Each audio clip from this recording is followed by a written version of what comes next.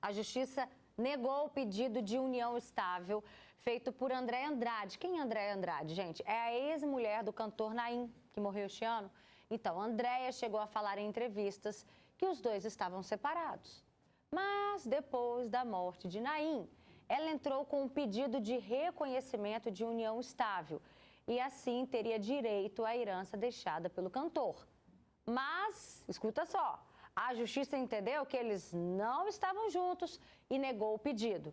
Naim morreu em junho e os exames comprovaram que a causa foi intoxicação por cocaína.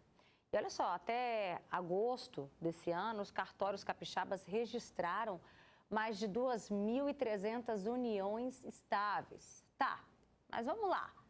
Quais são os direitos que são garantidos quando tá tudo ali, certinho no papel, hein? Vamos bater um papo sobre esse assunto, principalmente entender quando que há esse reconhecimento também de união estável, que configura isso. Vem cá, participa com a gente. Aqui no nosso estúdio, eu recebo a psicóloga Luciana Infantini. Obrigada, Lu, pela sua presença. Obrigada, boa tarde. Boa tarde. Camila Dias, advogada, obrigada também pela sua participação. Magda Versiani, obrigada pela sua presença. Magda, falou de união estável, você já teve um relacionamento que você viveu isso por quanto tempo? Sim, eu vivi esse relacionamento por 12 anos de união estável. E por que vocês decidiram pela união estável? O que acontece, Roberta? Na ocasião, eu trabalhava numa empresa, né, que tinha muitos benefícios e eu me preocupei muito com meu parceiro. Na época, na ocasião, a gente não era casado, não éramos casados, né, por algum motivo. E eu fui pesquisar, tinha a união estável, né, como se tem hoje. E daí a empresa aceitava, né, que ele fosse meu dependente ali em todos os benefícios e a gente fez uma união estável. E vocês moravam juntos? Nós morávamos juntos, sim. Há quantos anos? Nós morávamos juntos já há 5 anos. Doutora Camila, independentemente de fazer ali no cartório a união estável, morando juntos já há 5 anos, isso também já é entendido como união estável na prática? Também. Alguns mitos em relação à união estável foram aí mantidos durante um tempo. Por exemplo, a gente pode ter uniões estáveis e não necessariamente as pessoas morarem juntas, os casais. Também não tem necessidade de tempo. Antes já se falava em 2 anos, pelo menos, de relacionamento. Hoje, não.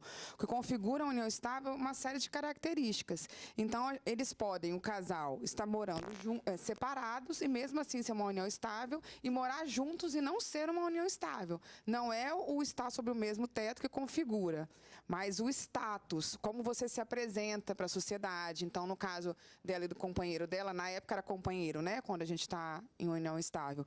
As pessoas entendiam eles como marido e mulher. Era assim que eles se apresentavam, e não como namorados que moravam juntos, por exemplo. Então, essas questões são importantes porque, como união estável nem sempre, na maioria das vezes, né, não está registrada, então, são essas comprovações que levam a gente a saber quando é uma união e quando é um namoro. Pois é, no caso aí da Andréia, né, que já foi casada com Naim no passado, ela já deu entrevista em vários momentos falando que eles estavam separados, mas parece, segundo ela, eles estavam tentando, dando uma nova chance, uma reconciliação. Qual é a chance, né? Embora o Ministério Público já tenha dado essa posição, mas qual é a chance do juiz, que dá a palavra final, entender esse caso aí como uma união estável? Eu acredito que pequena, justamente porque ela mesma falava que eles não estavam juntos.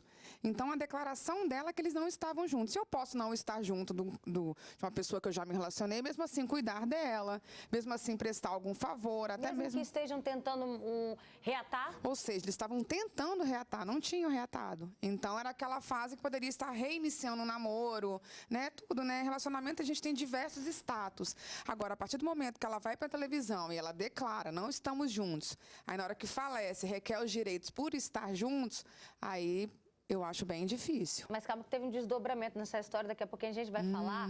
Ela estaria dizendo agora que foi uma separação fake. Calma que daqui a pouquinho a gente vai contar sobre isso. Mas antes, Luciana Infantini, às vezes a gente vê um casal querendo, não necessariamente o casal, mas uma parte querendo oficializar essa união. E isso às vezes dá uma treta. Por que você quer? Você está desconfiando de mim? Por causa de quê? como que a gente conversa um com o outro, da importância de ter essa segurança para os dois? Exatamente, é uma segurança para os dois, né? Isso que o casal precisa enxergar, porque toda vez que a gente tem uma situação não bem estruturada, não bem definida, isso gera uma insegurança, ou para um, ou para o outro, ou para ambos, né? E quando, do ponto de vista psicológico, a coisa está estabelecida, que seja uma união estável, que seja um casamento, as pessoas ficam mais seguras, mais tranquilas. Esse não saber de fato, é união estável ou não, ainda mais se não morar junto, imagina, né? Às vezes quer tocar no assunto, dar uma briga entre o casal. E aí, né? A gente está junto, não está? O que é? Então, isso gera muita insegurança e o ser humano não gosta de viver com insegurança, né?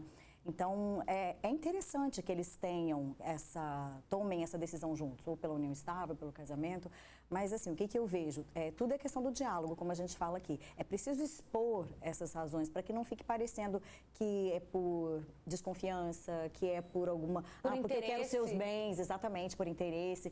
Então, essa coisa tem que ficar bem estabelecida, bem esclarecida, para que seja muito mais motivo de felicidade para o casal do que de briga e desavença, né? Perfeito. E na prática, Magda, de fato, traz essa segurança para as duas partes? É melhor? O casal convive de uma maneira mais leve e segura?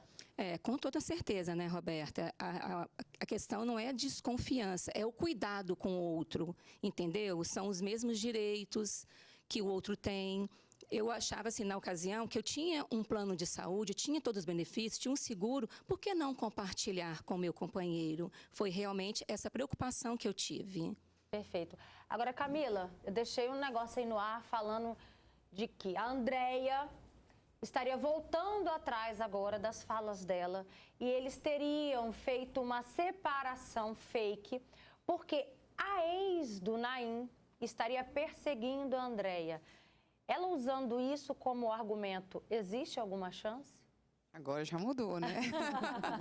Mas assim, no direito nós trabalhamos com provas, né? Ela falar agora que não tem outra parte para estar aqui para poder confirmar, fica complicado. Então vamos ver se tem mensagens deles, se as pessoas, alguém ao redor também sabia dessa informação. Porque eu só dizer, não, contextualizei uma outra história agora, né? Não é isso, é aquilo, tá. Mas qual é a prova que você tem, né? O que vocês conversaram a respeito disso enquanto ele estava vivo?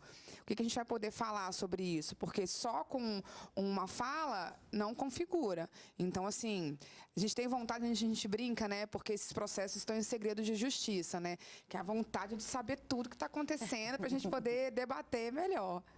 E falando em união estável, teve outro bafão essa semana, o Davi Brito, que ficou milionário, né? Depois de ganhar um reality show.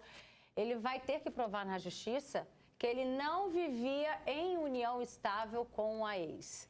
A Mani Rego entrou na justiça com um processo de reconhecimento da união. Mani afirma não ter tido acesso a nenhum valor do prêmio conquistado por Davi. E ele alega, aliás, que eles ainda estavam juntos durante a vitória dele. Ela pede R$450 mil em indenização. O Davi chegou a fazer declarações públicas de amor para Mani, você lembra disso? Chamava a empresária de esposa. Aí depois dele ficar famoso, ele negou o casamento. Disse apenas que era um namoro. E aí? Uma hora ele fala uma coisa, aí depois fala outra, o que vale? Não, esse dinheiro vai para ela.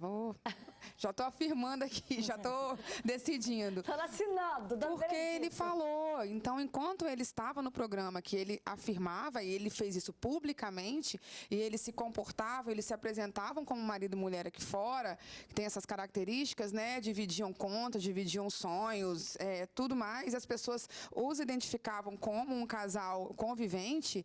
Aí depois, né, quando o dinheiro entrou no bolso e tudo aconteceu, ele veio falar que não era. Então, até aquele momento em que ele recebeu, ele era, né, o convivente dela. Depois, não. Agora, quase 500 mil na conta dela. Luciano Infantino, não tem como manter uma amizade com o ex desse jeito, né?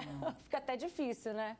Assim, quando tem filhos envolvidos, até existe, né, Roberta, uma questão assim de, por conta dos filhos, manter uma certa amizade. Mas quando não tem filhos envolvidos é muito difícil, é complicado, porque, em geral, você rompe com aquele relacionamento porque alguma coisa não estava bem. Se alguma coisa não estava bem, tem que ser pessoas muito, muito bem resolvidas para continuar uma amizade, como se nada tivesse acontecido. Né? E aí, só para a gente finalizar esse assunto de união estável, Magda, você na época, você falando aí sobre esse relacionamento, depois de 12 anos de união estável, aí vocês ainda casaram, né? Chegaram a dar o próximo passo. Sim, sim. Depois desse período, a gente realmente, nós nos casamos, né? E ficamos vivendo mais 10 anos. 10 anos. E tinha diferença no relacionamento para vocês? Da união estável para o casamento? Não havia diferença, não. Foi realmente, assim, a questão do cuidado com o outro mesmo, né? Porque o dia de amanhã, a gente não sabe o que pode acontecer. Foi mais por cuidado mesmo um do outro. A gente conversava muito sobre isso, entendeu? E chegamos assim, por isso que é importante, né? De estar em comum acordo, de não ser um desejo só de uma pessoa, e sim de ambos. Não dá para ficar só no tico-tico no fubá, tem que oficializar de alguma forma, né, Camila? Pois Seja um casamento, ou tem que ter um documento, né? O que não dá, assim, o que é perigoso, o que é arriscado, seja para uma ou para outra pessoa, é não regulamentar. Né? Então, se você está em uma união estável, a gente sempre indica essa regularização, né? No cartório da entrada. Não precisa realizar o casamento se não for essa vontade das partes. Mas uma união estável, ela precisa estar, porque depois a gente pode ter muitos problemas, pode desconfigurar na hora que entrar direito, se tiver criança, então, assim, pós-morte. Então, é melhor regularizar tudo direitinho, né?